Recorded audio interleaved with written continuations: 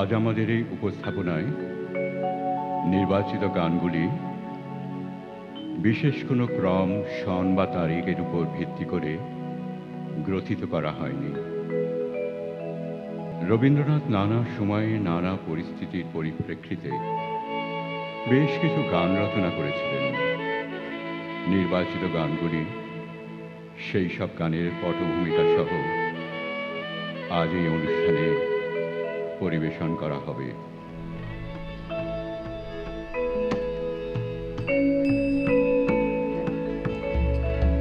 18 মে 1910 রবীন্দ্রনাথ দার্জিলিং জেলার তিনধরিয়া যাত্রা করেন। এই দিন তিনি ক্ষিতিমোহন সেনকে লেখেন, পুরীতে যাবার কথা হয়েছিল বটে, কিন্তু বৌমার ইচ্ছা হল পার্বতীর পিতৃগৃহ দেখবার জন্য, তাই আজ বিকালের মেলে তিনধরিয়ায় রওনা হচ্ছে। দেখা যাক নগাধিরাজ কিরকম আতিথ্য করেন। রথীন্দ্রনাথ, প্রতিমা দেবী ও মীরা দেবী তার সঙ্গী হন। তিনধরিয়ায় বাসকালে তিনি 12টি কবিতা ও গান লেখেন। তার মধ্যে ছিল ইমন কল্যাণে রচিত কবে আমি বাহির হলেম তোমারই গান গেয়ে, যা পরে গীতাঞ্জলিতে 65 সংখ্যক গান রূপে স্থান পেয়েছে।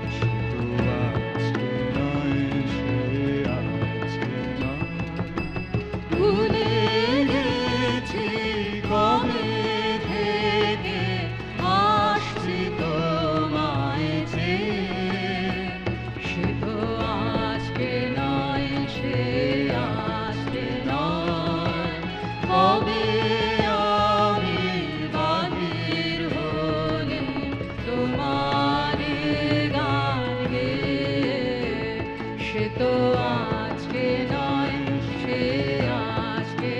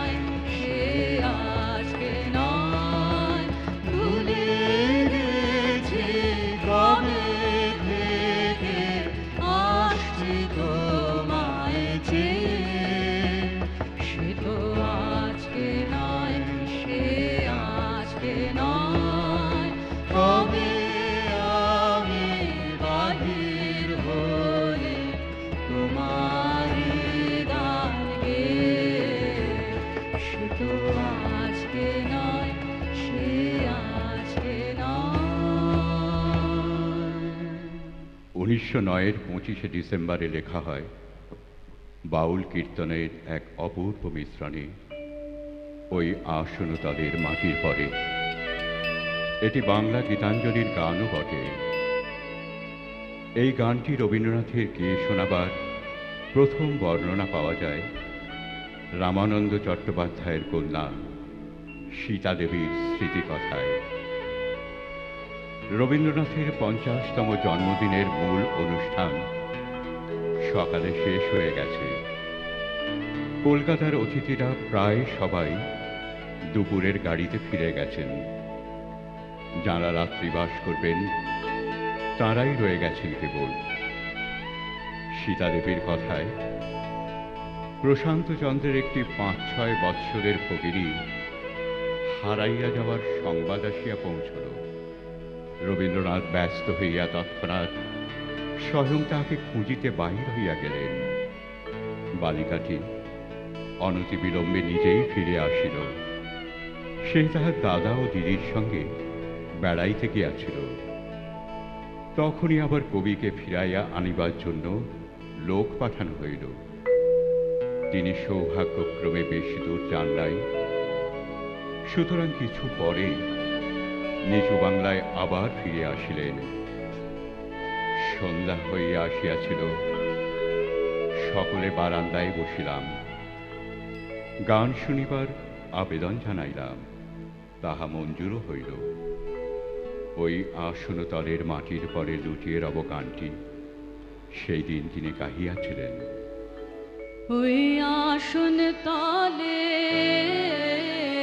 ওই আসনতলে মাটি পরে লুটিয়ে রব, ওই আসনতলে,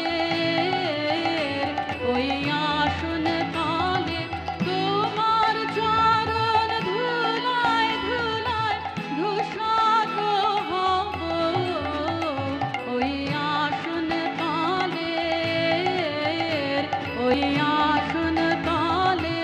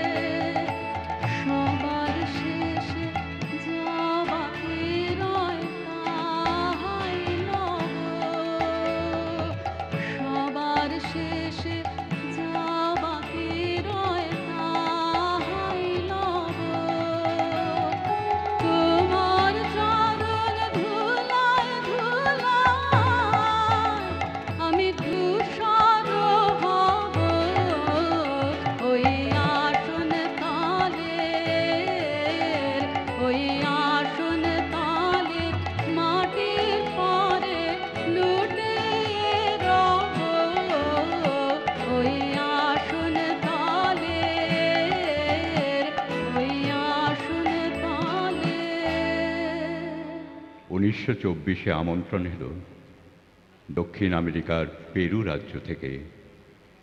সেখানে তাদের স্বাধীনতার শতবর্ষের উৎসব হবে। 18 অক্টোবর কবি ফ্রান্সের শেরবুক বন্দর থেকে দক্ষিণ আমেরিকার আর্জেন্টিনাগামী জাহাজ ধরলেন। ওই একই দিনে সাগরের উপরে লিখলেন অপরিচিতা ও আনমনা এই দুটি কবিতা। পশ্চিম যাত্রীর ডায়েরিতে লিখেছেন, কতবার ভাবি গান তো এসেছে গলায়, কিন্তু শোনাবার লগ্ন রচনা করতে তো পারিনি। কান যদি বা খোলা থাকে, আনমনার মন পাওয়া যাবে কোথায়? সে মন যদি তার গদি ছেড়ে রাস্তায় বেরিয়ে পড়তে পারে, তবেই তো যা বলা যায় না তাই সে শুনবে, যা জানা যায় না তাই সে বুঝবে। পুরবীর আনমনা কবিতাটিতে সুর যোজনা করা হলো 1338 সালে কলকাতায় প্রথমবার সাপ মোচনের অভিনয়কালে। এই গানে রাজা অরুণেশ্বর তার মনোবাসনা প্রকাশ করেছিল রাজকুমারী কমলিকার কাছে। অভিনয়ের জন্য যতটুকু অংশ প্রয়োজন ততটুকু অংশতেই কবি সুর দেন। আনমনা আনমনা তোমার কাছে আমার বাণীর মাল্যখানি আনবো না। আনমনা আনমনা তোমার কাছে আমার বাণীর মাল্যখানি আনবো না। আনমনা আনমনা বার্তা আমার ব্যর্থ হবে, সত্য আমার বুঝতে হবে, তোমারও মন জানবো না। আনমনা আনমনা তোমার কাছে আমার বাণীর মাল্যখানি আনবো না। আনমনা আনমনা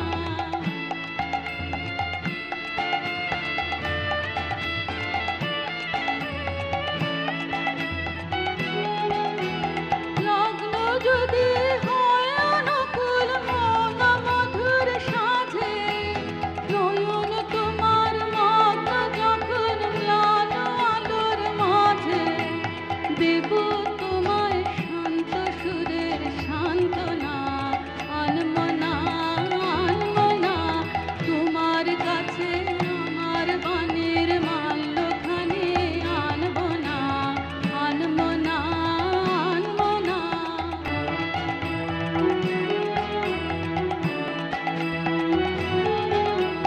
ছন্দে গাঁথা বাণী কখন পড়ব তোমার কানে, মন্দ মৃদুল তানে, ঝিল্লি যেমন শালের বনে, নিদ্রা নীরব রাতে, অন্ধকারে জপের মালায় একটানা সুর গাঁথে। ছন্দে গাঁথা বাণী কখন পড়ব তোমার কানে, মন্দ মৃদুল তানে, ঝিল্লি যেমন শালের বনে, নিদ্রা নীরব রাতে, অন্ধকারের জপের মেলায় একটানা সুর গাঁথে। একলা তোমার বিজন প্রাণে প্রাঙ্গণে, প্রান্তে বসে এক কোণে এঁকে যাব আমার গানের আলপনা। আনমনা আনমনা তোমার কাছে আমার বাণীর মাল্যখানি আনবো না। আনমনা আনমনা শান্তিদেব ঘোষ লিখেছেন, 1329 সালে গুরুদেব সিন্ধু কাতিয়া ভার ভ্রমণ শেষ করে যখন শান্তিনিকেতনে ফিরলেন, তখন সঙ্গে করে এনেছিলেন কাথিয়াবাড়ির একটি চাষি পরিবারকে। তাদের একটি 12-13 বৎসরের মেয়ে, দুই হাতে দুই জোড়া মন্দিরা নিয়ে খুব সুন্দর নাচত। তার ইচ্ছা সেই নাচটি শান্তিনিকেতনের মেয়েদের মধ্যে প্রচার করা। 1329 সালে 12 বছরের মেয়ে শান্তিনিকেতনে এসে 1329 সালে 12 বছরের মেয়ে শান্তিনিকেতনে অমিতা সেনের কথায় ডান হাতের বাঁ হাতের আঙুলে এক এক জোড়া মন্দিরা সুন্দর করে জড়িয়ে নিয়ে দুই হাত ঘুরিয়ে ঘুরিয়ে কি সুন্দরভাবে তারা বাজাতো। মাটিতে বসে দুটি হাত ঘোরাচ্ছে আর মন্দিরা মিষ্টি আওয়াজে বেজে চলেছে। সঙ্গে সঙ্গে মেয়েদের দেহের কি সুন্দর সুষমায় তোলার ভঙ্গি। আমাদের মধ্যে যারা বড়, কেউ কেউ ওদের কাছে ওইভাবে মন্দিরা বাজাতে শিখে নিয়েছিলেন। সেই সময় রবীন্দ্রনাথ রচনা করলেন দুই হাতে কালের মন্দিরাজে। দুই হাতে কালের মন্দিরাজে সদাই বাজে, ডাইনে বামে দুই হাতে কালের মন্দিরাজে সদাই বাজে, ডাইনে বাঁয়ে দুই হাতে কালের মন্দিরাজে সদাই বাজে। সুপ্তি ছুটে নৃত্য ওঠে, নিত্য নূতন সংঘাতে, দুই হাতে কালের মন্দিরাজে সদাই বাজে।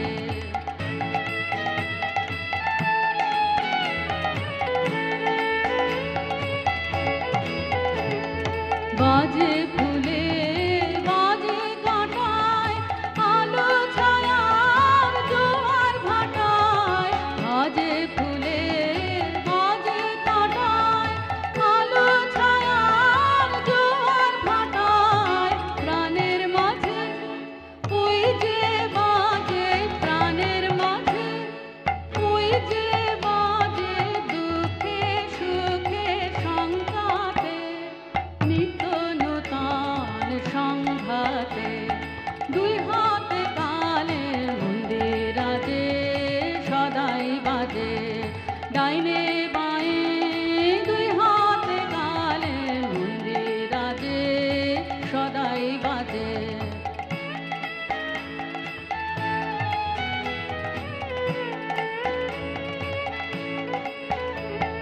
তালে তালে সাত সকালে রূপসাগরে ঢেউ লাগে, সাদা কালো দ্বন্দ্বে যে ওই ছন্দে নানান রং লাগে, রূপসাগরে ঢেউ লাগে।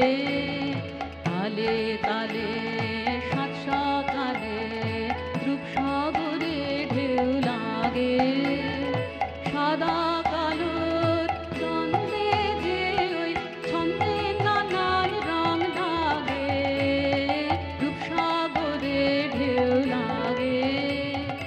এই তালে তোর গান বেঁধে নে, কান্না হাসির গান সেধে নে, এই তালে তোর গান বেঁধে নে, কান্না হাসির গান সেধে নে। ডাক দিল শোন মরণ বাঁচন, ডাক দিল শোন মরণ বাঁচন, নাচন সভার টঙ্কাতে, নিত্য নূতন সংঘাতে, দুই হাতে কালের মন্দিরাজে সদাই বাজে, ডাইনে বাঁয়ে দুই হাতে কালের মন্দিরাজে সদাই বাজে। শাহজাদপুর থেকে 10ই জুলাই 1893 রবীন্দ্রনাথ ইন্দিরা দেবীকে লিখেছেন, আমার গানগুলো পেয়েছিস? বড় বেদনার মতো গানের সুরটা ঠিক হয়তো মজলিসি বৈঠকই নয়। এসব গান একটু নিরালায় গাবার মতো। সুরটা যে মন্দ হয়েছে এমন আমার বিশ্বাস নয়। এমনকি ভালো হয়েছে বললে খুব বেশি অত্যুক্তি হয় না। ও গানটা আমি নাবার ঘরে অনেক দিন একটু একটু করে সুরের সঙ্গে তৈরি করেছিলুম। নাবার ঘরে গান তৈরি করবার ভারী কতকগুলি সুবিধা আছে। প্রথমত নিরালা, দ্বিতীয়ত অন্য কোনো কর্তব্যের কোনো দাবি থাকে না। মাথায় 1 টিন জল ঢেলে 5 মিনিট গুনগুন করলে কর্তব্যজ্ঞানে বিশেষ কোনো আঘাত লাগে না। এ গানটা আমি এখনো সর্বদা গেয়ে থাকি। আজ প্রাতঃকালেও গুনগুন করেছি। গাইতে গাইতে গভীর একটা ভাবোন্মাদ জন্মায়। অতএব এটা যে আমার একটা প্রিয় গান, সে বিষয়ে আমার কোনো সন্দেহ নেই।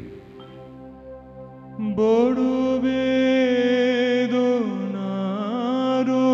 মতো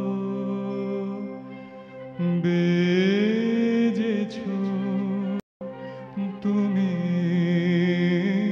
হে আমার প্রাণে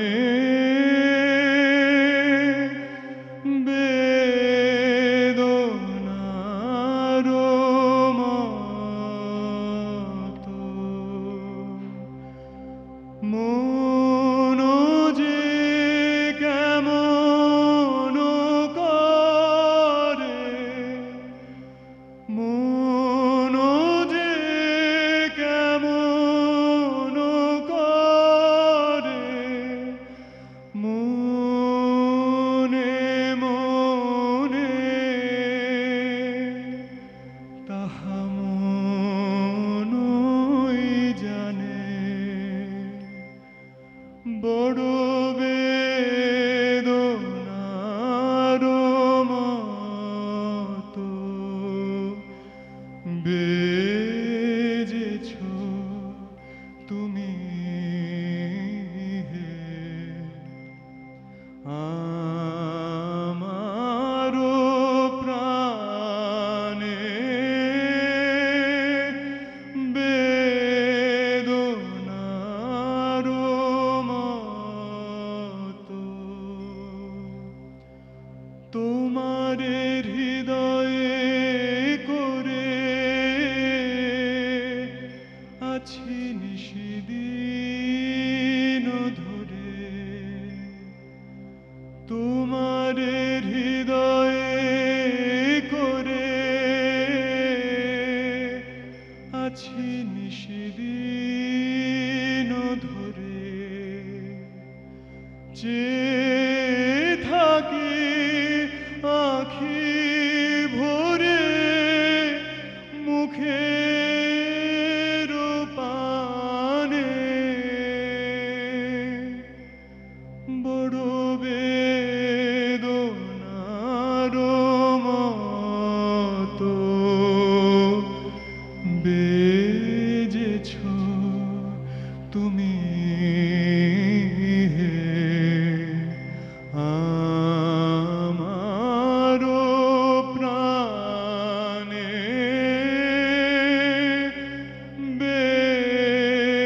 বেদনার মতো। বড় আশা বড় তৃষা বড় আকিঞ্চন তোমারি লাগি। বড় আশা বড় তৃষা বড় আকিঞ্চন তোমারি লাগি। বড় আশা বড় সুখে বড় দুঃখে বড়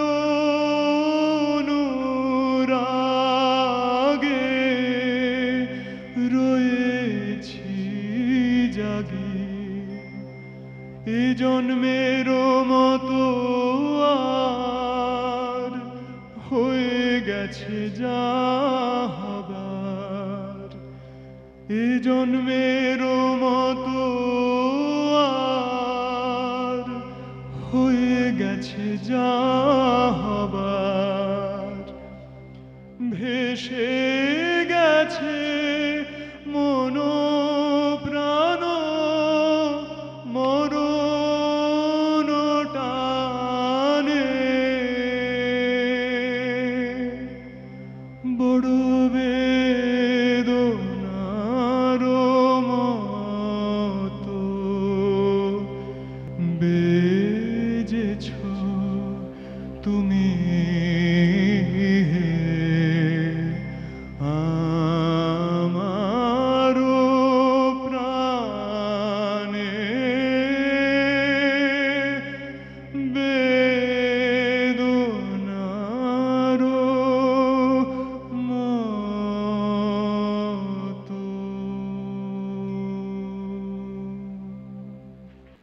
রবীন্দ্রনাথ একই গান তার প্রয়োজন অনুসারে বিভিন্ন নাটকে ব্যবহার করেছেন, এমন বহুবার দেখা গেছে। নলিনী নাটকে নীরদের গলায় গাওয়া গান সখী ওই বুঝি বাঁশি বাজে কবি রচনা করেন মাত্র 22 বছর বয়সে। এর কয়েক বছর পর যখন রাজা ও রানী নাটক লেখা হয়, তখন এই গানটি আবার বসানো হয় ইলার এক সখীর কণ্ঠে। আবার অনেক বছর পর 1931-এ সাপমোচনে রাজকন্যা কমলিকার কণ্ঠে ধ্বনিত হয় ওই একই গান। সখী বুঝে বাঁশি বাজে, সখী বুঝে বাঁশি বাজে, সখী বুঝে বাঁশি বাজে, বন মাঝে কি মন মাঝে, বন মাঝে কি মন মাঝে, সখী বুঝে বাঁশি বাজে।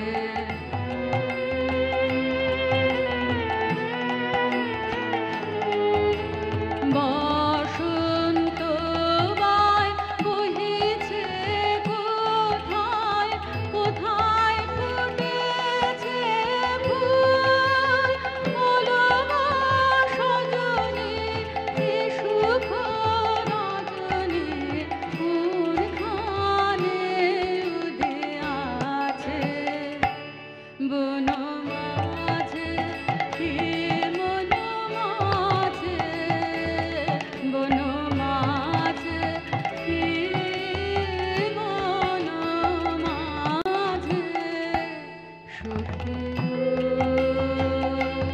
বুঝে বাঁশি বাজে।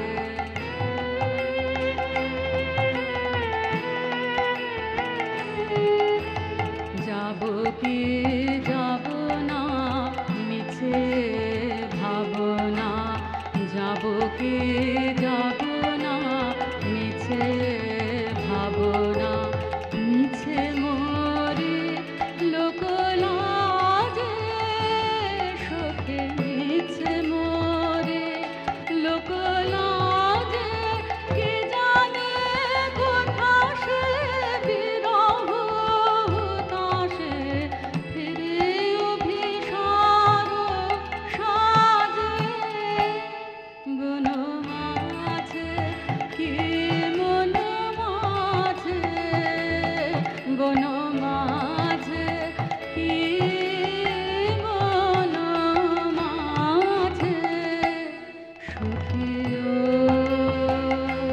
বুঝে বাঁশি বাজে, সখী বুঝে বাঁশি বাজে, সখী বুঝে বাঁশি বাজে। স্বদেশী আন্দোলনের যুগ থেকে বাঙালির সংস্কৃতির প্রতি রবীন্দ্রনাথের বিশেষ দৃষ্টি পড়েছিল, যে কারণে এই সময় থেকে গানে বাউল ইত্যাদি বাংলাদেশের সুর সেইভাবে সহজ ভাষা ও ছন্দে তিনি বহু গান রচনা করেছিলেন। প্রচলিত লোকগীতি দেখেছি রূপসাগরে মনের মানুষ কাঁচা সোনার উপর আধার করে লিখলেন, ভেঙে মোর ঘরের চাবি নিয়ে যাবি কে আমাদের। 1917 সালে কলকাতায় ডাকঘরের অভিনয়তা ব্যবহার হয়েছিল। অমল চরিত্রের অভিনেতা আশামুকুল দাস এই গানটি রচনা ও গাওয়ার কথা লিখেছেন।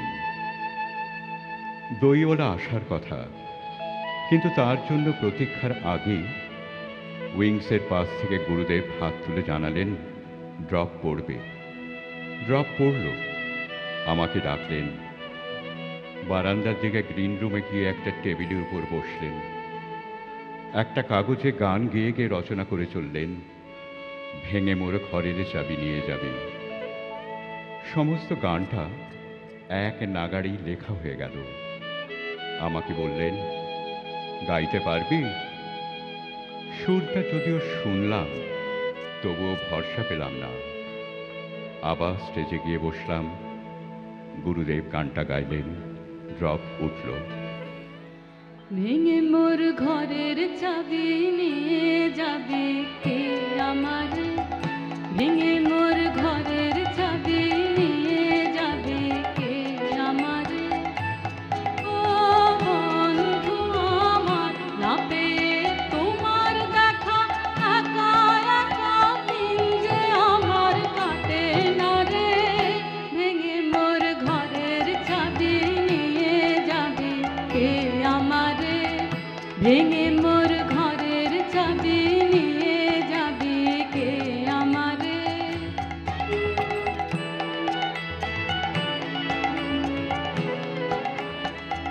বুঝি গো রাত পোহালো, বুঝি ওই রবির আলো, আভাসে দেখা দিল গগন পারে। বুঝি গো রাত পোহালো, বুঝি ওই রবির আলো, আভাসে দেখা দিল গগন পারে।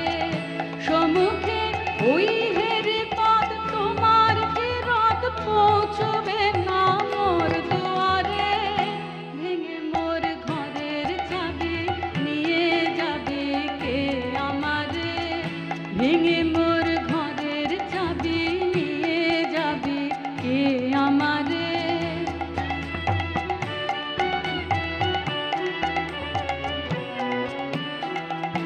আকাশের যত তারা চেয়ে রয় নিমেষারা, বসে রয় রাত প্রভাতের পথের ধারে।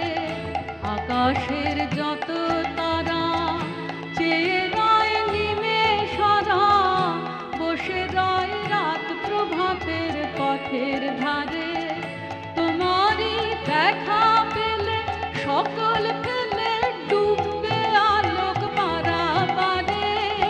ভেঙে মোর ঘরের চাবি নিয়ে যাবে কে আমারে? ভেঙে মোর ঘরের চাবি নিয়ে যাবে কে আমারে?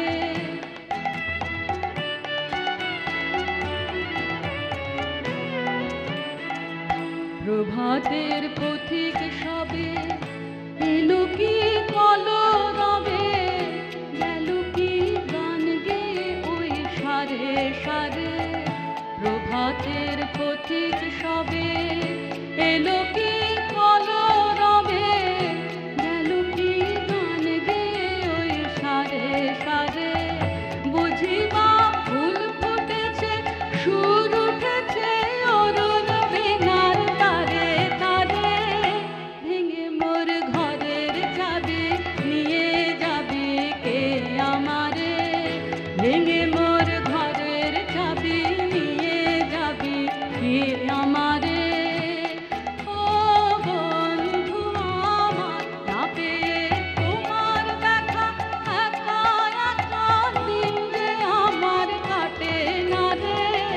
ভেঙে মোর ঘরের চাবি নিয়ে যাবে কে আমারে? ভেঙে মোর ঘরের চাবি নিয়ে যাবে কে আমারে? ভ্রাতুষ্পুত্রী ইন্দিরা দেবীকে 20 সেপ্টেম্বর 1895 রবীন্দ্রনাথ শিলাইদহ থেকে লিখেছেন, কাল পরশু দুদিন ঠিক আমার সেই নতুন গানের মতো দৃশ্যটা হয়েছিল। ঝড়ো ঝড়ো বরিশে ভারী ধারা, ফিরে বায়ু হাহাসরে, জনহীন অসীম প্রান্তরে। তার মধ্যেই হতভাগ্য গৃহহারা ব্যক্তিটি স্টিমারের ছাদের উপরে আপাদ মস্তক ভিজে একেবারে কাদা হয়ে গিয়েছিল। আমি কাল পরশু প্রায় মাঝে মাঝে সেই গানটা গাচ্ছিল। গাওয়ার দরুন বৃষ্টির ঝড়ো ঝড়ো, বাতাসের হাহাকার, গোড়াই নদীর তরঙ্গধ্বনি একটা নতুন জীবন পেয়ে উঠতে লাগলো। চারিদিকে তাদের একটা ভাষা পরিস্ফুট হয়ে উঠল, এবং আমিও এই ঝড় বৃষ্টি বাদলের সুবিশাল গীতিনাট্যে একজন প্রধান অভিনেতার মধ্যে দাঁড়িয়ে গেল।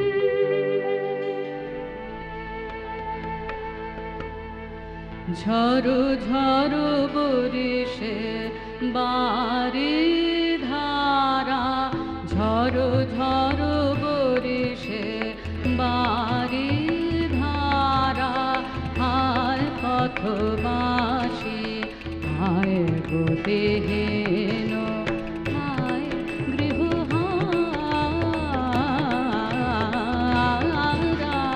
ঝড়ো ঝড়ো বরিশে বারি ধারা, হায় পথবাসী হায় গতিহীন, হায় গৃহহারা,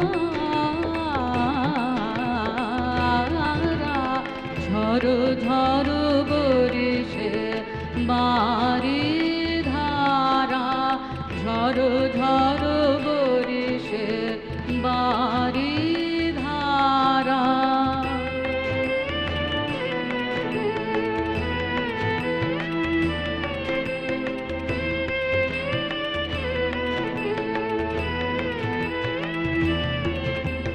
হিরে বায়ু হাসরে,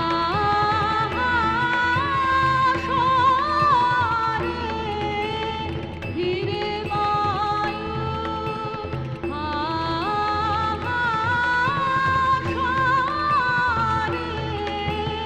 ডাকে কারে, জনহীন অসীম প্রান্তরে, রজনী আধারা, রজনী আধারা, হায় পথবাসী হায় গতিহীন, হায় গৃহহারা, ঝড়ো ঝড়ো বরিশে বারি ধারা, ঝড়ো ঝড়ো বরিশে বারি ধারা।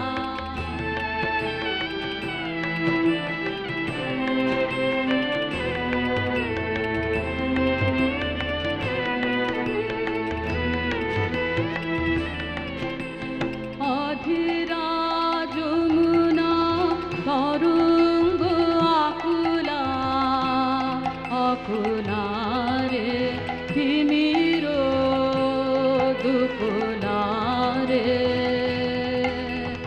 অধীরা যমুনা তরঙ্গ আকুলা, আকুলা রে তিমির দুকুলা রে, নিবিড় নীরদ গগনে গর গর গরজে সঘনে, নিবিড় নীরদ গগনে গর গর গরজে সঘনে, চঞ্চল চপলা চমকে, চঞ্চল চপলা চমকে, নাহি শশিকারা, হায় পথবাসী হায় গতিহীন, হায় গৃহহারা,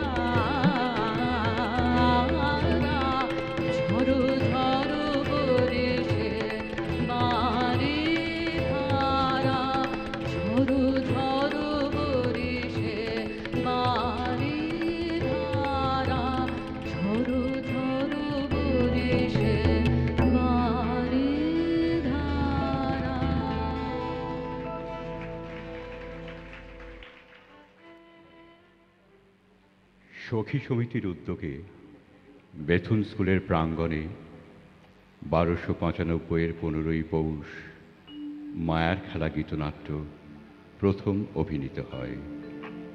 ঠাকুরবাড়ির মেয়েরাই এতে অভিনয় করেন। সরলা দেবী লিখেছেন, সেবার দাদা ও সুরেন স্টেজ ম্যানেজার ছিলেন। মায়াকুমারীদের মাথায় অলক্ষ তারে বিজলির আলো জ্বালানো তাদের একটি বিশেষ কারিগরি ছিল। আর সবাই অতি ভয় ভয় ছিল, পাছে বিজলির তার জ্বলে উঠে মায়াকুমারীদের শখ লাগে।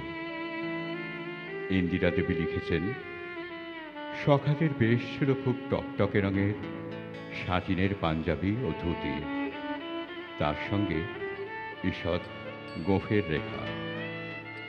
মেয়েরা পুরুষদের মতো সামনে বসে এই অভিনয় দেখেন, কারণ পুরুষদের সেদিন সেখানে প্রবেশাধিকার ছিল না। মায়ার খেলার সবকটি গানই অত্যন্ত শ্রুতিমধুর। অমরের গলায় দিবস রজনী আমি যেন কার আশায় আশায় থাকি আজও আগেরই মতো জনপ্রিয়।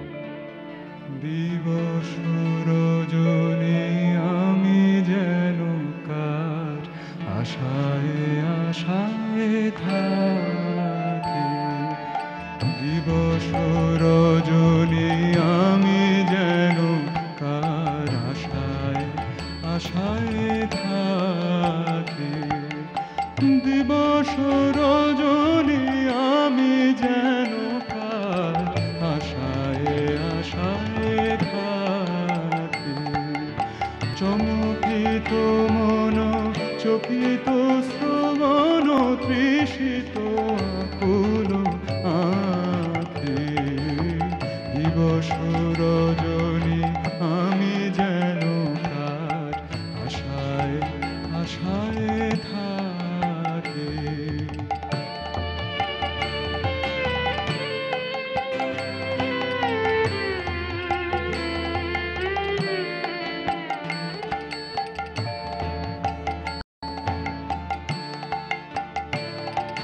চঞ্চল হয়ে ঘুরিয়ে বেড়ায় সদা মনে হয় যদি দেখা পায়, চঞ্চল হয়ে ঘুরিয়ে বেড়ায় সদা মনে হয় যদি দেখা পায়, কি আসিছে বলে চমকিয়ে চায় কাননে ডাকিলে পাখি, দিবস রজনী আমি যেন কার আশায় আশায় থাকি।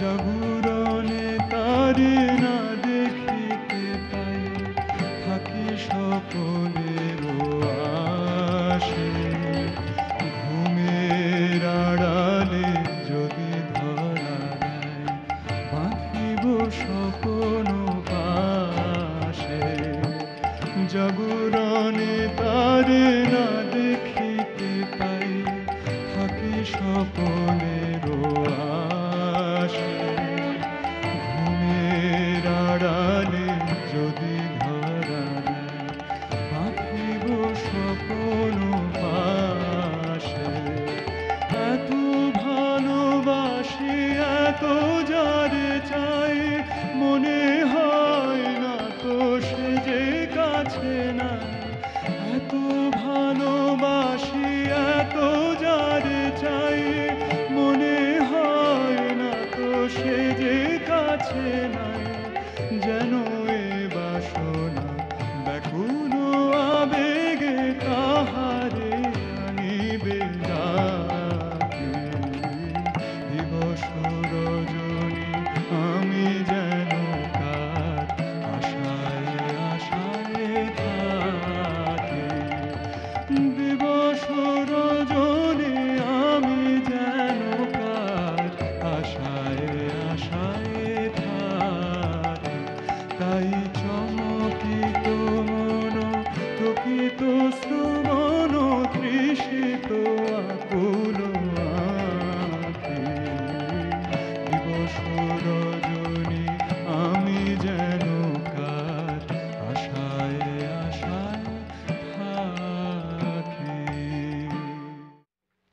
জাপান, দক্ষিণ আমেরিকা ও ইউরোপ ভ্রমণ করে রবীন্দ্রনাথ দেশে ফেরেন 17 ফেব্রুয়ারি 1925-এ। পরের পূর্ণিমায় হবে বসন্ত উৎসব। অভিনয়ের দিন সারাদিন নন্দলাল বসু, সুরেন্দ্রনাথ কর, কলাভবনের ছাত্রছাত্রীদের নিয়ে সারাদিন উৎসব মঞ্চ সাজালেন। অঙ্গন জুড়ে আলপনা, গাছের ডালে ডালে রং বেরঙের চাদর, পাতার ফাঁকে ফাঁকে কাগজের জাপানি ফানুস। বিকেলে সবাই উৎসবে যোগ দেবার জন্য প্রস্তুত। এমন সময় উদ্দাম বেগে ধেয়ে এলো কালবৈশাখীর ঝড়, তারপর এলো প্রবল বর্ষণ। আশ্রমের মাঠ ঘাট, উৎসব অঙ্গন সব তছনছ হয়ে গেল সেই আকস্মিক ঝড় বৃষ্টিতে। কিছুক্ষণ পর আবার আকাশে সেই পূর্ণিমার চাঁদ এমনইভাবে উদয় হলো যেন কোথাও কিছু ঘটেনি। আম্রকুঞ্জের সেই অনুষ্ঠান সম্পন্ন হলো কলাভবনের ঘরে, গ্রন্থাগারের দোতলায়। কবি লিখলেন, রুদ্রবেশে কেমন খেলা কালো মেঘের ভ্রুকুটি। রুদ্রবেশে কেমন খেলা কালো মেঘে ভ্রুকুটি। রুদ্রবেশে কেমন খেলা কালো মেঘে ভ্রুকুটি। রুদ্রবেশে কেমন খেলা সন্ধ্যাকাশে বক্ষ যে ওই বজ্রবাণে যায় টুটে। রুদ্রবেশে কেমন খেলা কালো মেঘে ভ্রুকুটি। রুদ্রবেশে কেমন খেলা।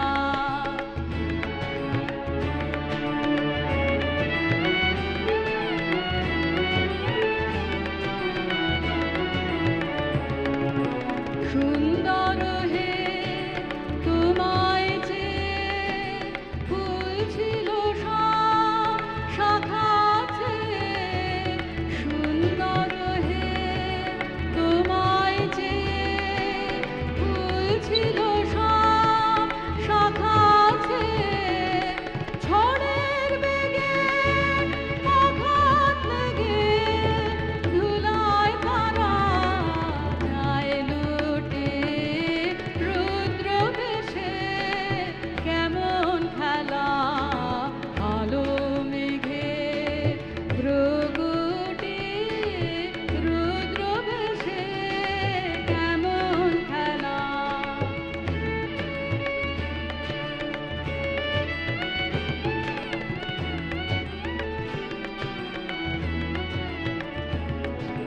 মিলন দিনে হঠাৎ কেন লুকাও তোমার মাধুরী।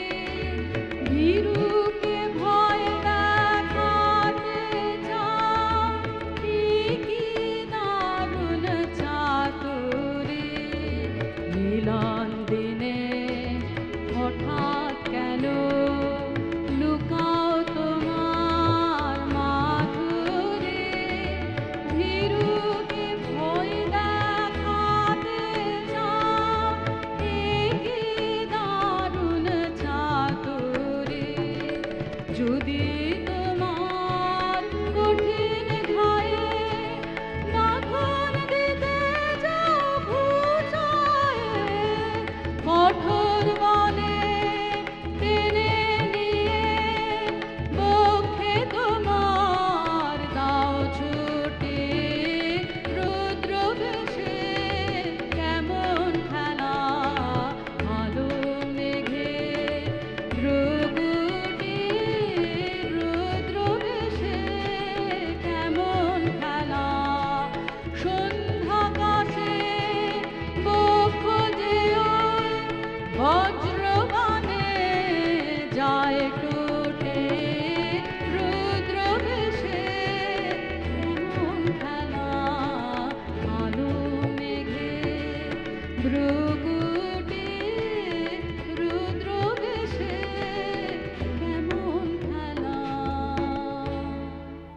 আমার প্রাণের পরে চলে গেল কে গানটি কে শিরোনামে প্রকাশিত হয়েছিল 1884-তে ছবি ও গানে।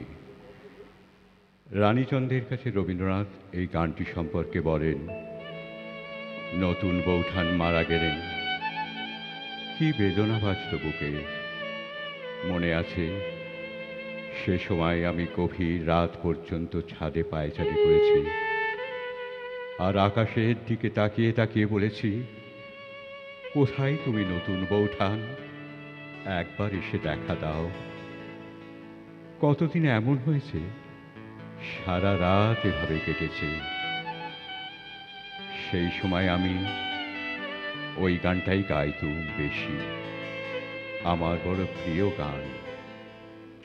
রানীচন্দ্র লিখেছেন, তিনি বলতেন, দেখ মজা এই যে মরে যায় তার আর বয়স বাড়ে না।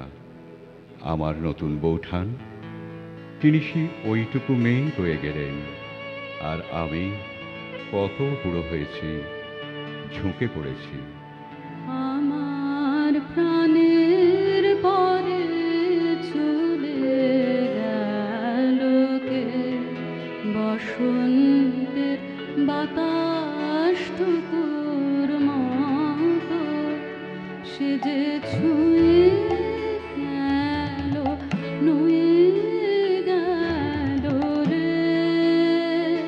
ফুল ফুটিয়ে গেল শত শত, সে চলে গেল বলে গেল না।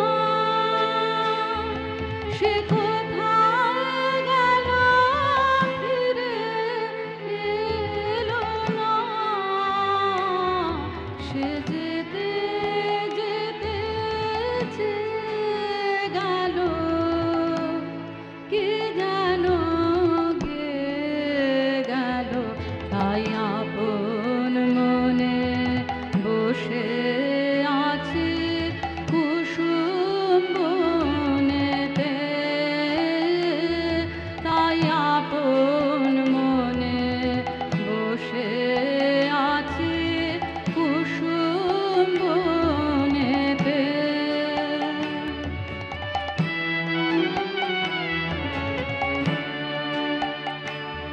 সে ঢেউয়ের মতো ভেসে গেছে, চাঁদের আলোর দেশে গেছে। সে ঢেউয়ের মতো ভেসে গেছে, চাঁদের আলোর দেশে গেছে। যেখান দিয়ে এসে গেছে, হাসি তার রেখে গেছে রে। মনে হলো আঁখের কোণে আমায় যেন ডেকে গেছে সে। আমি কোথায় যাব, কোথায় যাব, ভাবতেছি তাই একলা বসে।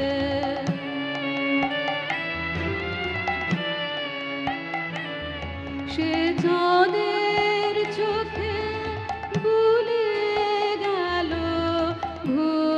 ঘুমের ঘোর। সে প্রাণের কোথায় দুলিয়ে গেল ফুলের ডোর।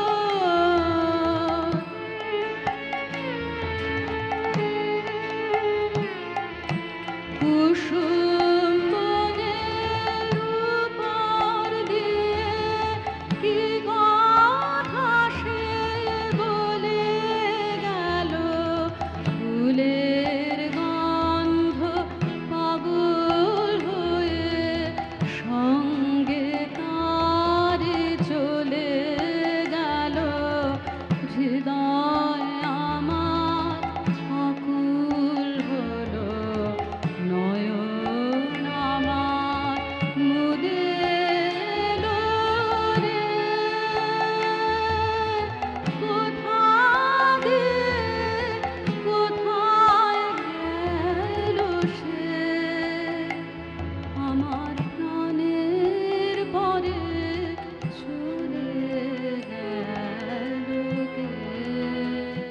1916 সালে জাপানের পথে আমেরিকা পাড়ি দেন। হংকং যাবার সময় চীন সাগরে এক রাত্রে তাদের জাহাজ প্রচণ্ড ঝড়ের মধ্যে পড়ে। সেই ঝড়ের বর্ণনা দিয়ে কবি দীনেন্দ্রনাথ ঠাকুরকে লেখেন, কাল রাত্রে ঘোরতর বৃষ্টি বাদল শুরু হলো, ডেকে কোথাও শোবার জো ছিল না। অল্প একটুখানি শুকনো জায়গা বেছে নিয়ে দাঁড়িয়ে দাঁড়িয়ে গান গেয়ে অর্ধেক রাত্রি কেটে গেল। প্রথমে ধরলুম শ্রাবণের ধারার মতো, তারপরে বীণা বাজাও, তারপরে পূর্ণ আনন্দ। কিন্তু বৃষ্টি আমার সঙ্গে সমানে টক্কর দিয়ে চলল। তখন একটা নতুন গান বানিয়ে গাইতে লাগলাম। এই গানটি হলো ভুবন জোড়া আসনখানি। ভুবন জোড়া আসন খানি হৃদয় মাঝে, আমার হৃদয় মাঝে বিছাওয়ানি। ভুবন জোড়া আসন খানি হৃদয় মাঝে, আমার হৃদয় মাঝে বিছাওয়ানি। ভুবন জোড়া আসন খানি।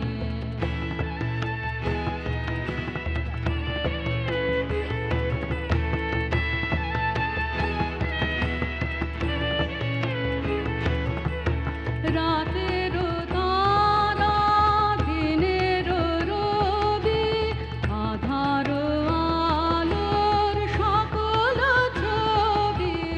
রাতের তারা দিনের রবি, আধার আলোর সকল ছবি। তোমার আকাশ ভরা সকল বাণী হৃদয় মাঝে, আমার হৃদয় মাঝে বিছাওয়ানি।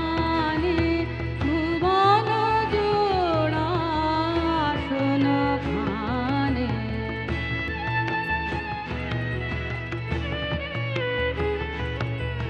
ভুবন বীণার সকল সুরে, আমার হৃদয় পরাণ দাও না পুরে।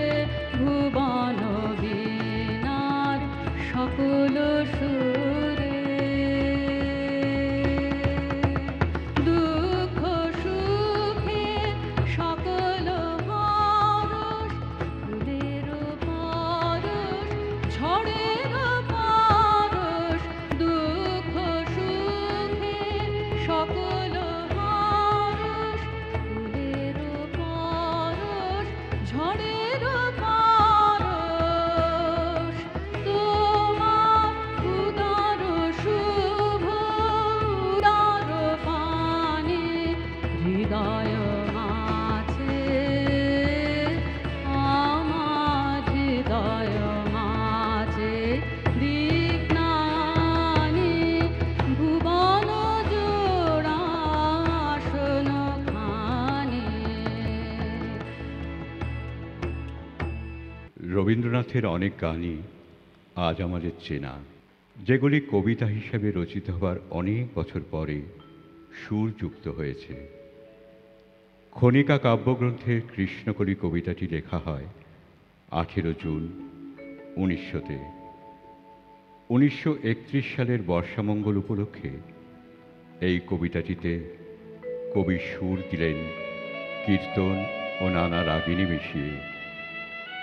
শান্তিদেব ঘোষকে দিয়েই তিনি সর্বসমক্ষে প্রথম এই গানটি গাওয়ান। গানের বাঁধা ছন্দকে ভেঙে আবৃত্তির ধরনটিকে বজায় রাখা হলো। সেখানে প্রশ্নসূচক কালো কথাটি তিনি অবিকল কথার সুরে রাখলেন, একটুও বদলালেন না। গানটি শোনার পরে অনেকের মনে আমাদের দেশের প্রাচীন কথকথা পদ্ধতির কথা জানতে পারে। কৃষ্ণকলি আমি তারে বলি, কৃষ্ণকলি আমি তারে বলি, কালো তারে বলে গায়ের লোক। মেঘলা দিনে দেখেছিলেন মাঠে কালো মেঘ, কালো হরিণ চোখ।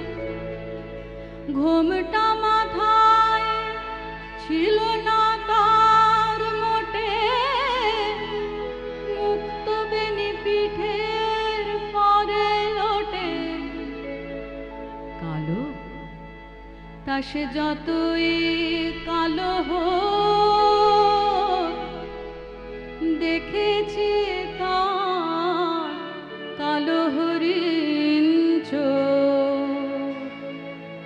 ঘন মেঘে আধার হলো দেখে ডাকতেছিল শ্যামল দুটি গাই। শ্যামা মেঘ ব্যস্ত ব্যাকুল পদে কুটির হতে ত্রস্ত এলো তাই। আকাশ পানে হানি যুগাল ধরো, শুনলে বারে মেঘের গুরু গুরু। কালো তা সে যতই কালো হোক, দেখেছি তার কালো হরিণ চোখ। পূবে বাতাস এলো হঠাৎ ধেয়ে, ধানের খেতে খেলিয়ে গেল ঢেউ। আলের ধারে দাঁড়িয়েছিলেন একা, মাঠের মাঝে আর ছিল না কেউ। আমার পানে দেখলে কি না যে আমি জানি, আর জানে সিনে। কালো তা সে যতই কালো হোক, দেখেছি তার কালো হরিণ চোখ। এমনি করে কালো কাজল মেঘ জ্যৈষ্ঠ মাসে আসে ঈশান কোণে। এমনি করে কালো কোমল ছায়া আষাঢ় মাসে নামে তমাল বনে। এমনি করে শ্রাবণ রজনীতে হঠাৎ খুশি ঘনিয়ে আসে চিতে। কালো তা সে যতই কালো হোক, দেখেছি তার কালো হরিণ চোখ। কৃষ্ণকলি আমি তারে বলি, আর যা বলে বলুক অন্য লোক। দেখেছিলে ময়না পাড়ার মাঠে ও কালো মেয়ের কালো হরিণ চোখ।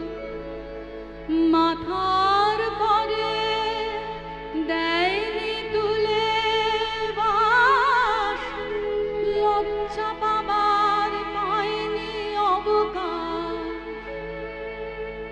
কালো তা সে যতই কালো হোক, দেখেছি তার কালো হরিণ চোখ।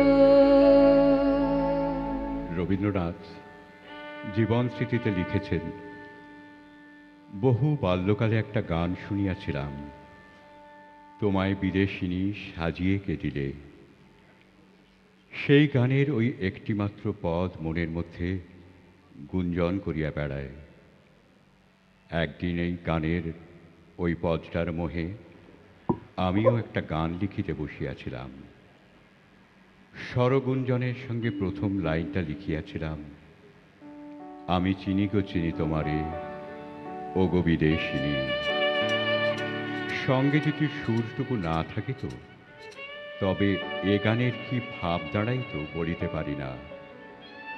কিন্তু ওই সুরের মন্ত্রগুণে বিদেশিনীর এক অপরূপ মূর্তি মনে জাগিয়া উঠিল।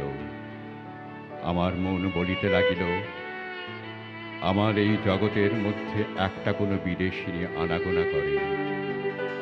কোনো রহস্য সিন্ধুর পরপারে ঘাটের উপরে তাহার বাড়ি। তাহাকে শারদ প্রাতে মাধবী রাত্রিতে ক্ষণে ক্ষণে দেখিতে পাই। হৃদয়ের মাঝখানেও মাঝে মাঝে তাহার আভাস পাওয়া গেছে। আকাশে কান পাতিয়া তাহার কণ্ঠস্বর কখনো বা শুনিয়াছি।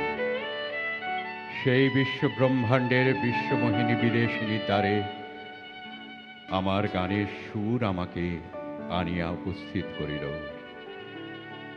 এই লেখা থেকে বোঝা যায় 1895-তে লেখা এই গানটি কোনো বিশেষ বিদেশিনীকে নিয়ে লেখা নয়। চিনি গো চিনি তোমারে ও গো বিদেশিনী, আমি চিনি গো চিনি তোমারে ও গো বিদেশিনী। তুমি থাকো সিন্ধু পারে, তুমি থাকো সিন্ধু পারে ও গো বিদেশিনী। আমি চিনি গো চিনি তোমারে ও গো বিদেশিনী।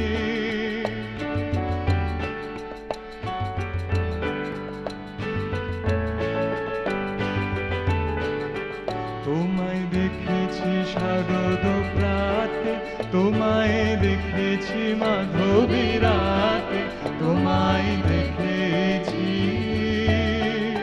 হৃদয় মাঝারে ও গো বিদেশিনী।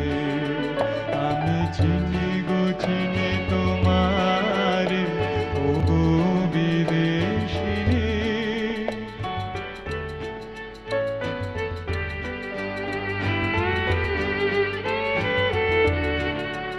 আমি আকাশে পাতে শুনেছি শুনেছি তোমারই গান, আমি তোমারে শুনেছি প্রাণ ও গো বিদেশিনী। আমি আকাশে পাতে শুনেছি শুনেছি তোমারই গান, আমি তোমারে শুনেছি প্রাণ ও গো বিদেশিনী। ভুবন ভ্রমে আশেষে আমি এসেছি নূতন দেশে, ভুবন ভ্রমে আশেষে আমি এসেছি নূতন দেশে। আমি অতিথি তোমার দ্বারে ও গো বিদেশিনী। আমি চিনি গো চিনি তোমারে ও গো বিদেশিনী। তুমি থাকো সিন্ধু পারে ও গো বিদেশিনী। আমি চিনি গো চিনি তোমারে ও গো বিদেশিনী, ও গো বিদেশিনী। মাত্র 14 বছর বয়সে রবীন্দ্রনাথ প্রথম জয়দেবের গীত গোবিন্দ পড়েন। হাতে আসে বিদ্যাপতির মৈথিলী পদাবলী। সব যে বোঝেন তা নয়, শব্দগুলি ছন্দগুলি কানে ঝঙ্কৃত হয়। বারবার পড়েন পদগুলি।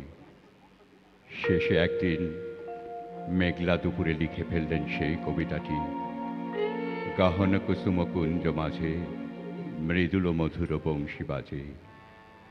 তারপর রসিকজনদের দেখানোর পালা। প্রথমে দুরু দুরু চিত্তে এমন একজনকে পড়ে শোনালেন, বুঝিতে পারিবার আশঙ্কা মাত্র যাহাকে স্পর্শ করিতে পারে না। সুতরাং সে গম্ভীরভাবে মাথা নাড়িয়া কহিল, এ তো বেশ হয়েছে। আরেক সাহিত্য তত্ত্বজ্ঞ বললেন, পুঁথিকড়ি তার নিতান্তই চাই, এমন কবিতা বিদ্যাপতি চণ্ডীদাসের হাত দিয়াও বাইর হইতে পারিত না। এর থেকে বোঝা যায় যে কবিতাগুলি এতই ভালো হয়েছিল যে সাহিত্যের অভিজ্ঞ পাঠকও এগুলিকে কোনো মধ্যযুগীয় পদকর্তা ভানু সিংহের রচনা বলে ভুল করেছিলেন। এই প্রথম পদাবলীগুলি রচনার বেশ কিছুদিন পরে রবীন্দ্রনাথ আবার ওই একই ব্রজবলিতে রচনা করলেন, মরণের তুহু মম শ্যাম সমান। তখন তার 20 বছর বয়স। সম্ভবত তিনি আবার নতুন করে বিদ্যাপতির পদগুলি নিয়ে চর্চা শুরু করেন এবং সেই জন্যই আবার ব্রজভাষায় পদ রচনা করতে উৎসাহী হন। मरन रे तुहु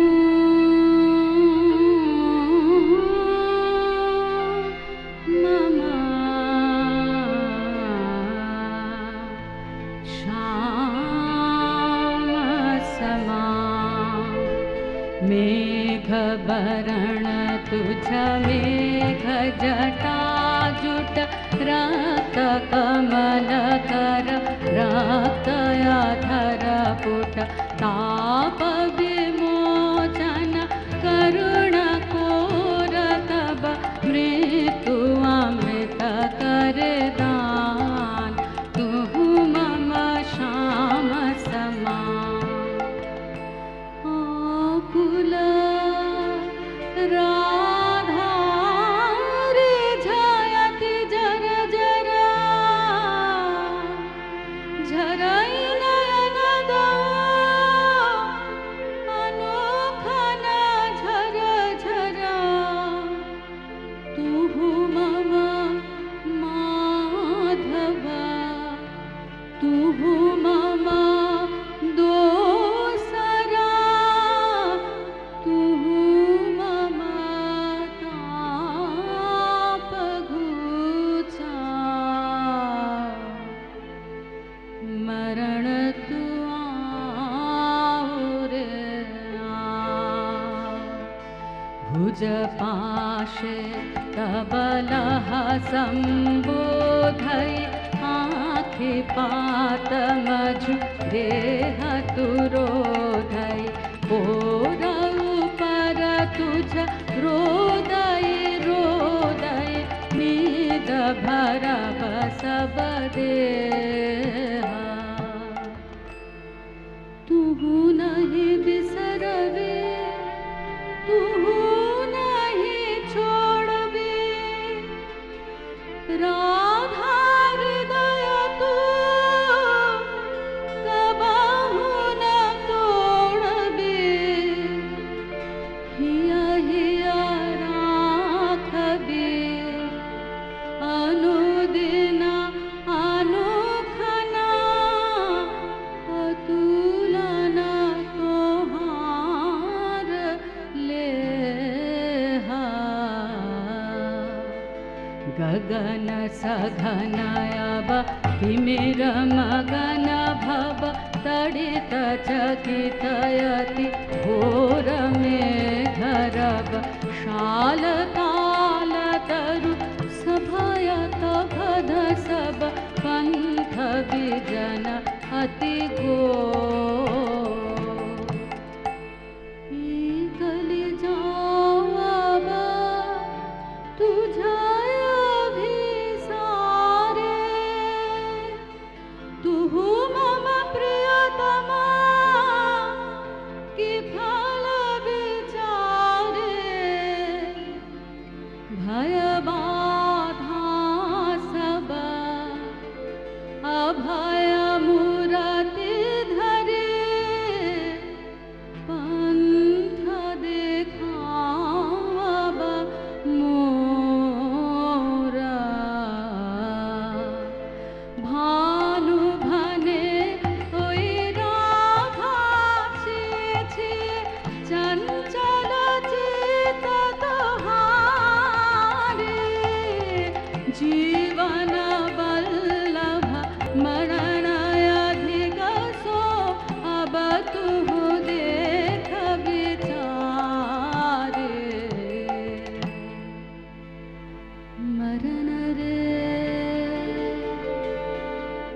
मम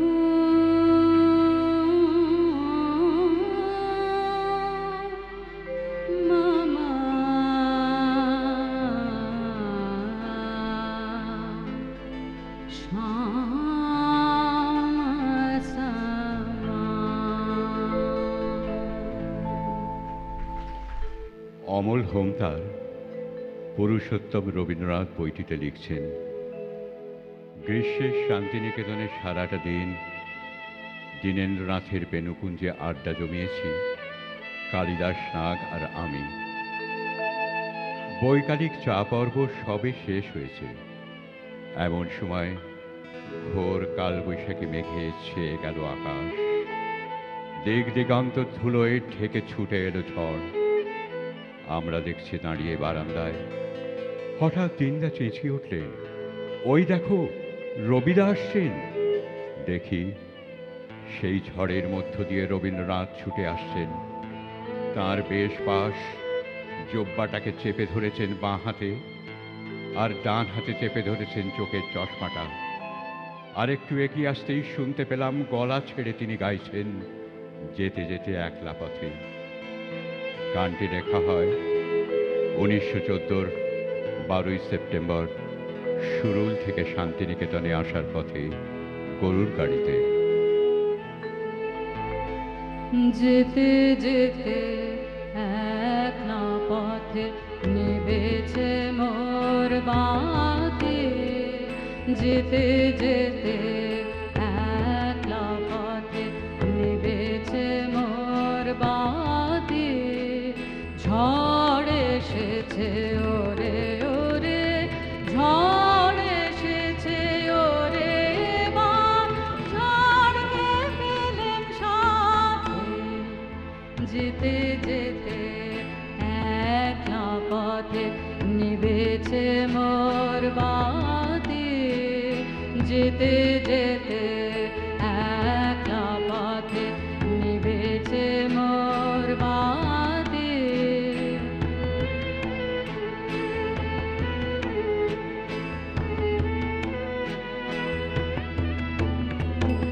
আকাশ কোণে সর্বনেশে ক্ষণে ক্ষণে উঠছে হেসে। আকাশ কোণে সর্বনেশে ক্ষণে ক্ষণে উঠছে হেসে। প্রলয় আমার কেশে বেশে করছে মাতামাতে। যেতে যেতে একলা পথে নিভেছে মোর বাতি।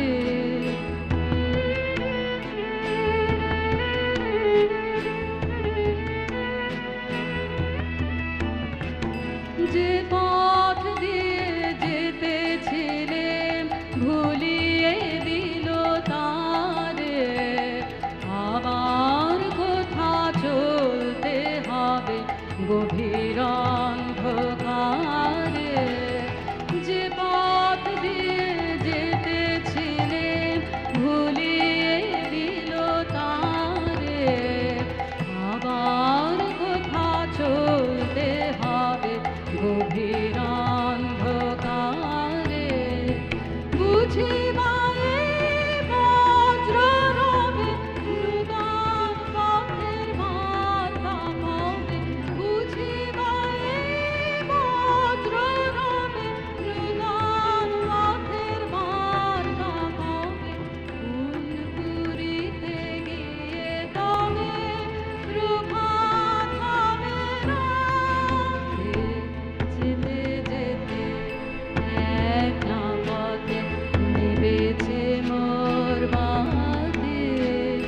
যেতে যেতে একলা পথে নিভেছে মোর বাতি। যেতে যেতে একলা পথে নিভেছে মোর বাতি।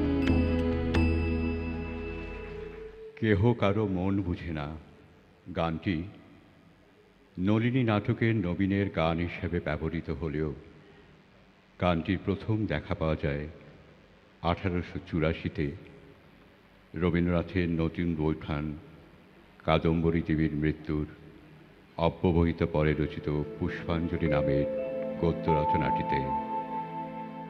এটি একটানা লেখা নয়, ডায়েরির মতো এক এক দিনে একটি বা দুটি করে অনুচ্ছেদ, কবিতা বা গান লিখিত হয়েছে। সবকটি রচনায় কাদম্বরী দেবীর স্মৃতি সুরভিত। এরকম একটি অনুচ্ছেদের শেষে আছে, কেহ কারে মন বুঝে না। এই অনুচ্ছেদে কবি লিখেছেন, তুমি যে ঘরটিতে রোজ সকালে বসিতে, তাহারি দ্বারে স্বহস্তে যে রজনীগন্ধার গাছ রোপণ করিয়াছিলে, তাহা কি তোমার মনে আছে? আজ সে কত ফুল ফুটাইয়া প্রতিদিন প্রভাতে তোমার সেই শূন্য ঘরের দিকে চাইয়া থাকে। আমিও তোমার গৃহের শূন্য দ্বারে বসিয়া প্রতিদিন সকালে একটি একটি করিয়া রজনীগন্ধা ফুটাইতেছি, কে দেখিবে? কেহ কারো মন বুঝে না, কেহ কারো মন বুঝে না। কাছে এসে সরে যায়, কেহ কারো মন বুঝে না। সোহাগে হাসিটি কেন চোখের জলে মরে যায়, কেহ কারো মন বুঝে না।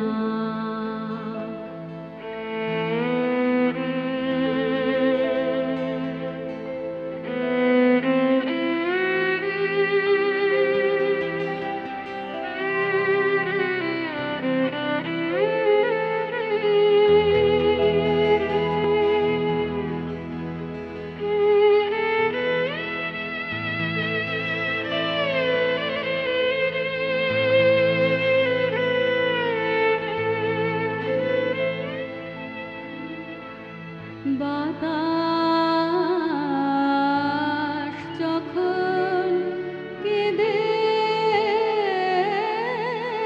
গেল, প্রাণ খুলে ফুল ফুটিল না।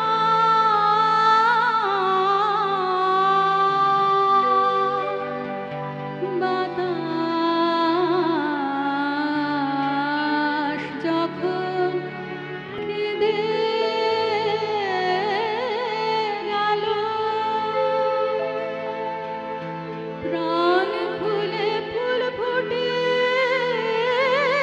না।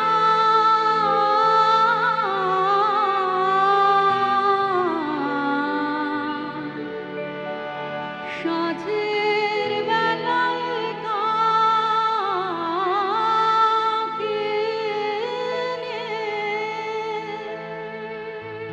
কেন রে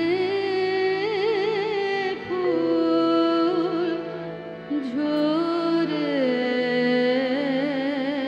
যায়, কেহ কারো মন বুঝে না।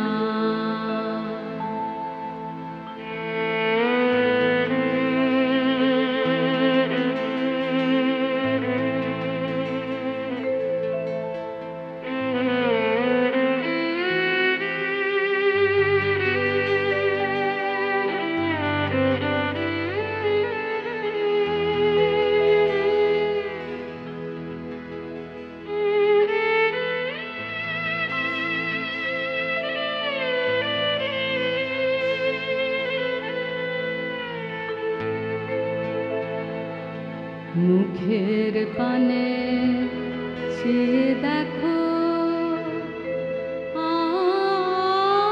আখিতে মেলাও আখি,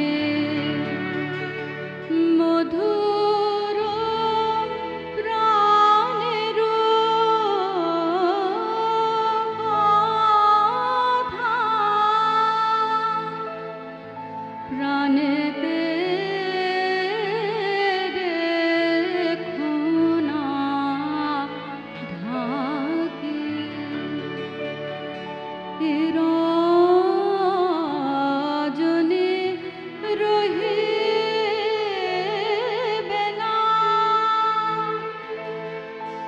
আর কথা হইবে না।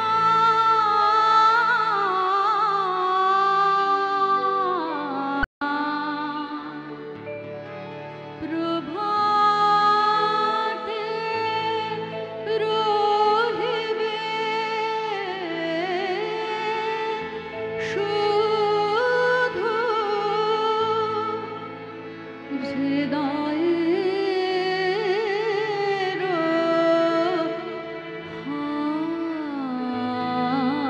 হায় হায়, কেহ কারো মন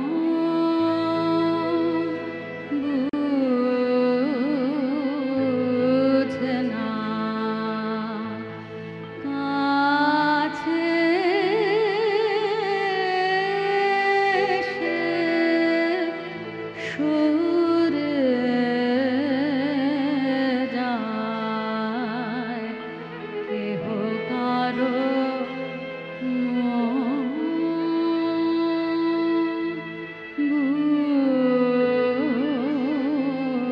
বুঝে না। 1941 সালে বাংলা নববর্ষের অভিভাষণ তৈরি করছিলেন রবীন্দ্রনাথ।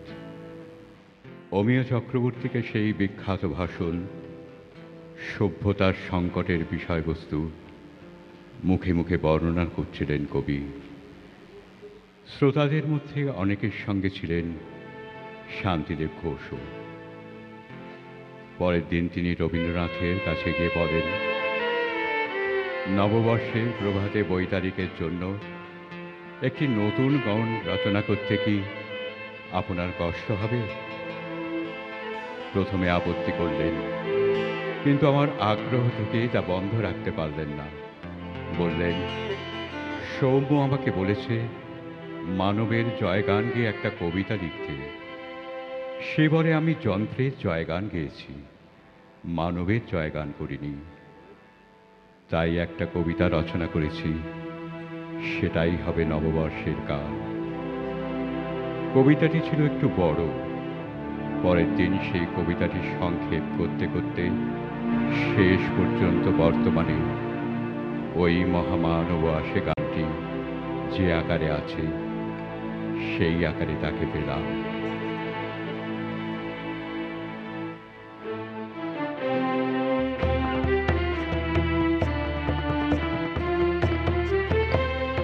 ওই মহামানব আসে, ওই মহামানব আসে, ওই মহামানব আসে, দিকে দিকে রোমাঞ্চ লাগে মর্তধূলির ঘাসে ঘাসে, দিকে দিকে রোমাঞ্চ লাগে মর্তধূলির ঘাসে ঘাসে, ওই মহামানব আসে, ওই মহামানব আসে। সুরলোকে বেজে ওঠে শঙ্খ, নরলোকে বাজে জয়ডঙ্গ, সুরলোকে বেজে ওঠে শঙ্খ, নরলোকে বাজে জয়ডঙ্গ, এলো মহাজন্মের লগ্ন, এলো মহাজন্মের লগ্ন, আজি আমার রাত্রির দুর্গত রণ যত ধুলি তলে হয়ে গেল ভগ্ন, উদয় শিখরে জাগে মা ভই মা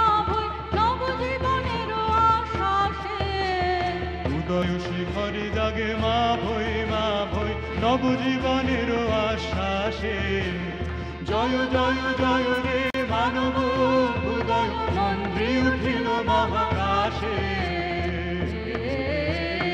ওই মহামানব আসে ওই মহামানব আসে ওই মহামানব আসে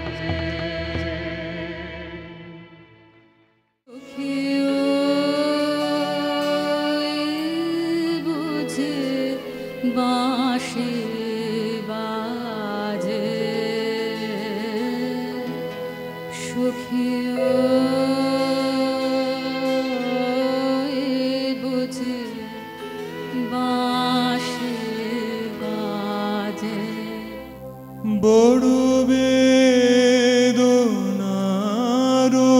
মতো